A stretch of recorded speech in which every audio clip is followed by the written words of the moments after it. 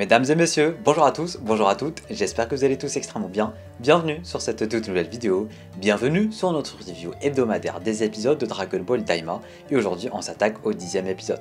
Comme d'habitude sur la chaîne, installe-toi confortablement, tu peux me laisser un petit pouce bleu, ça me soutiendrait énormément. Si tu es nouveau ou nouvelle sur la chaîne, déjà bienvenue à toi. Et n'hésite pas à t'abonner, activer les notifications ou potentiellement déjà jeter un petit coup d'œil à la chaîne et après ça t'abonner. Si tu as plus ou moins la même tranche d'âge que moi, il y a moyen qu'on s'entende bien. Je fais beaucoup de vidéos sur Dragon Ball, DC, Marvel, ça part dans tous les sens et je n'ai pas forcément un contenu bien précis dans la pop culture. Du coup si toi aussi tu aimes beaucoup de choses, n'hésite pas à t'abonner et encore une fois si on a plus ou moins le même âge, il y a moyen qu'on s'entende sur beaucoup de choses. Alors n'hésite pas, surtout que je suis un très grand fan de Dragon Ball, je fais tout le temps des vidéos Dragon Ball et ça me détruit, bon c'est un gros terme mais quand même de faire des vidéos Dragon Ball qui font moins de vues et qui font beaucoup moins d'impression que d'autres vidéos que je fais sur la chaîne alors que Dragon Ball c'est clairement ma passion numéro 1. Alors les fans de Dragon Ball, venez on se soutient et on s'abonne. Qu'est-ce que c'était de belles paroles. Bref, installe-toi confortablement et nous on va parler du 10e épisode de Dragon Ball Daima.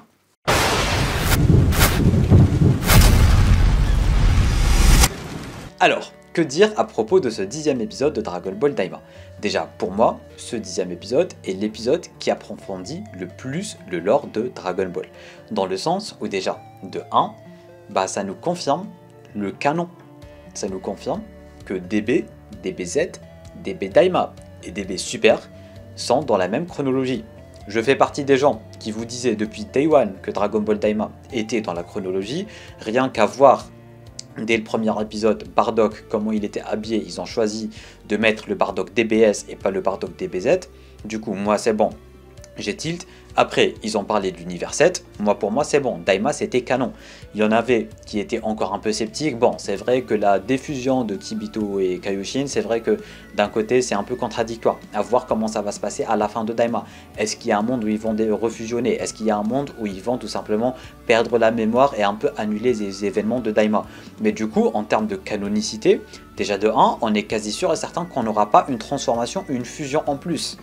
Parce que si c'est le cas, on en aurait entendu parler dans Dragon Ball Super, or ce n'est pas le cas. Du coup je pense qu'il y a un monde où dans Dragon Ball Daima on n'aura ni une nouvelle transformation, ni une nouvelle fusion. Attention, ça ne veut pas dire qu'on va pas avoir un final épique, rappelons-le, mais dans Dragon Ball Z, depuis toujours, ils arrivent à faire, et surtout avec les films, ils arrivent à faire des finales épiques, sans nouvelle transformation, ça a toujours été le cas. L'attaque du dragon, bon Gogeta c'était une fusion, j'ai utilisé Gogeta, mais le Super Saiyan 3, le Super Saiyan contre C13, à chaque fois ils arrivent à faire des fins épiques avec des transformations qui existent déjà et avec des formes qui existent déjà.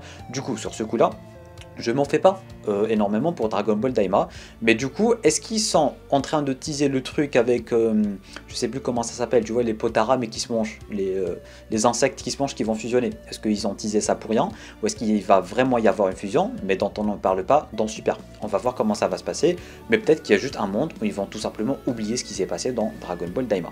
Et maintenant, avec ce 10e épisode, qu'est-ce qui nous confirme encore plus la continuité de Dragon Ball?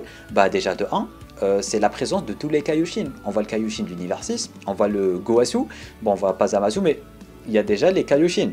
Il y a aussi un truc très important qui a été avancé dans le lore de Dragon Ball, je sais pas si tout le monde l'a remarqué ou pas, mais j'ai l'impression qu'on voit le daron ou le grand-père de Zeno. Et on nous explique en fait que l'univers, de base, il vient du Daimakai, et que le premier roi des démons, j'ai envie de dire, c'est lui qui a demandé à un Zeno 2.0 de créer l'univers. Du coup, je sais pas forcément sur quel pied danser, parce que si on part de ce principe, ça veut dire que tout vient du Daimakai et que c'est vraiment très important le Daimakai dans l'univers de Dragon Ball.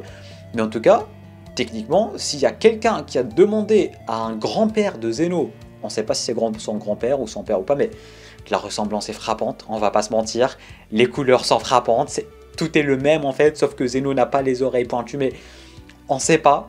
Alors est-ce que Daima est là pour développer encore plus le lore comme ça avec le retour de DBS? S'ils sont en train de préparer un retour de DBS, ils vont bombarder, on ne sait pas.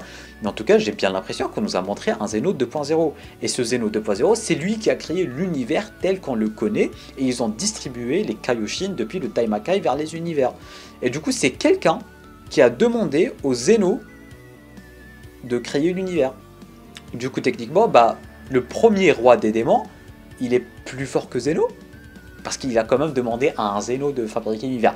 Alors après, peut-être que ça n'a aucun rapport avec Zeno et que je suis en train de dire tout et n'importe quoi. Hein. Ça se peut, mais moi quand j'ai vu l'épisode, quand j'ai vu tout ce que Kaioshin a rencontré, enfin a raconté plutôt, bah je me suis dit, ah, ça part peut-être que de Zeno, tu vois. Du coup, je sais pas, dites-moi ce que vous en pensez, on va dans les commentaires, mais j'ai adoré l'exploration du lore de Dragon Ball. Déjà là, on est sur la toute première terre des Namek, je trouve ça hypant, je trouve ça très intéressant de voir ça. Même Piccolo, quand il a mis les pieds là-bas, il s'est dit, ah, il y a un truc. Et après, à la fin de l'épisode, il y a eu le grand daron de Namek là qui est arrivé, il y a un truc. Il se passe un truc avec Dragon Ball Daima et plus on va avancer dans les épisodes, plus il va encore plus se passer des trucs et là pour le coup je trouve ça vraiment super intéressant. Il y a aussi un... Bon à part le... C'est bon on a parlé du lore de Dragon Ball et tout, je pense pas qu'il y ait grand chose à dire en plus des Zeno, du roi des démons ainsi que des Kaioshin qui sont en voie de disparition techniquement. Il y a Majin Buu qui est une mascarade. Bon, on l'attendait venir. C'est clairement un Monaka 2.0. Il est nul. Alors je sais pas si elle a perdu la recette pour fabriquer des Majin ou si c'est à cause de la graine de Saibaman. Je trouve ça très drôle mais il est nul. Du coup en fait je pense que, vous vous rappelez il y avait des photos qui avaient leak il y a quelques mois de cela. Et dans ces photos là on voit Majin Buu. Et si je dis pas de bêtises, si je me souviens bien, on voit Majin Buu avec une cape.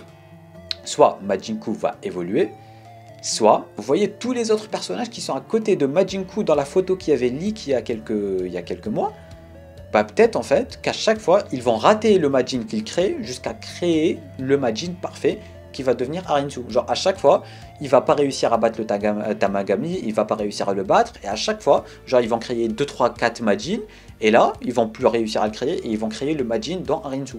Je sais pas, mais en tout cas, vu que Majin Buu c'est une mascarade, à voir ce que ça va donner, mais en tout cas, voilà, le mec il a duré 2 épisodes, quoi, il s'est fait arracher par le Tamagami. À la fin de l'épisode, grâce à la preview qui dure 2 millisecondes, on sait que le prochain épisode ça va être Vegeta contre le Tamagami numéro 2, du coup il y a moyen que ça soit vraiment très très cool. On va voir comment ça va se passer parce que Goku il a arraché le premier, du coup avec le deuxième, est-ce que Vegeta va l'arracher de la même façon? Est-ce que Vegeta va briller? En parlant de Vegeta qui se fait maltraiter encore une fois par Ibis, ça me fume de rire. Vegeta qui se fait maltraiter, ça me fume de rire, il s'est fait hagar le pauvre. Vraiment, Vegeta par Ibis, j'étais mort de rire à chaque fois qu'ils font ça. Mais en tout cas voilà, je pense que c'est globalement tout, hein. C'est globalement tout ce qui s'est passé durant l'épisode. Il n'y a pas forcément grand chose, mais ils sont en train de teaser des trucs par-ci par-là, tu vois. Les Majin, le lore de Dragon Ball, les Zeno, les Namek. Il y a un délire avec les Namek, ça va être incroyable. Apparemment le royaume des démons c'est un peu comme un univers à part, parce qu'il y a déjà des planètes dans le royaume des démons, tu vois. Dans le royaume des démons, dans le deuxième royaume, du coup, il n'y a pas que les 3 royaumes, mais dans les royaumes il y a des planètes, quoi. Genre il y a la planète des Namek, il y a la planète de Kaioshin et tout. Donc vraiment j'adore comment ils sont en train d'explorer le lore de Dragon Ball, et qui sait, peut-être que cet animé en fait c'est un genre de spin-off qui va mieux développer le lore de Dragon Ball pour mieux poser des bases pour le lore de Dragon Ball, comme ça au retour de Super ça va exploser. Qui sait, ça pourrait vraiment être très intéressant. Bref, n'hésitez pas vous à me dire en bas dans les commentaires qu'est-ce que vous avez pensé de cet épisode, le petit pouce bleu, l'abonnement ce n'est pas déjà fait en cliquant sur mon visage juste ici, tu peux regarder une autre vidéo en cliquant juste là ou juste là. Sur ce, moi je te dis à très bientôt pour une toute nouvelle vidéo. C'est un Amiat, portez-vous bien.